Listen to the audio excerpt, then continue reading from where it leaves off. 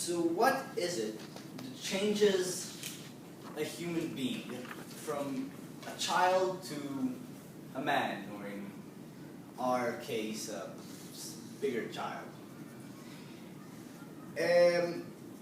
I believe that we are only the sum of events that we have gone through. We are just every change in your personality is just because of events you've gone through. Just because, like, you've met someone and he, cursed you or just told you something you do is bad, and you changed that because you thought, I will never be called like that again. And afterwards you talk to him in another way or something, I don't know. I have gone many events through many events in my life that changed me as a human being. I'm going to tell you about three of them, about three events that changed the way I think about the world and changed the culture I was in and many other things. Alright, so my first story is about when I moved to a gifted class in Israel. In the second grade,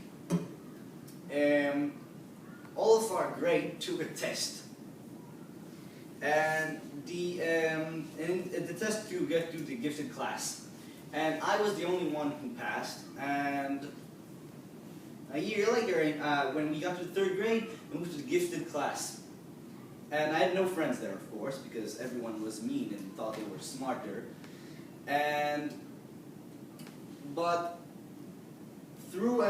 they taught in a very different way than the public school taught us, because they changed our way of thinking about many things. They taught us about, they took us to trips, and they did things with us, and they broadened our minds to many subjects that were not even available in the regular studying system.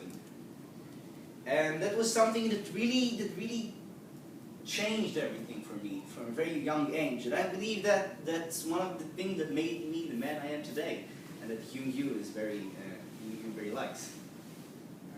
Okay, and that's one story. Another story is when I got to the 7th grade. The 7th grade, I have learned history, and I believe all of you learn history from a very young age, right? You learn about your country and what you did. Actually, all of you are from like this similar history, I believe, because you're all from the same country, and of course, it's Rina, which is from Japan, so she's different. And well, you are not one of the students. I'm not supposed to lecture to you. Anyways, you learn about the wars and the kings, and I don't know, I'm not sure what there is in Korea. I've learned European history.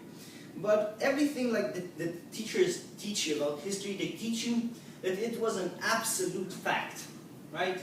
It happened.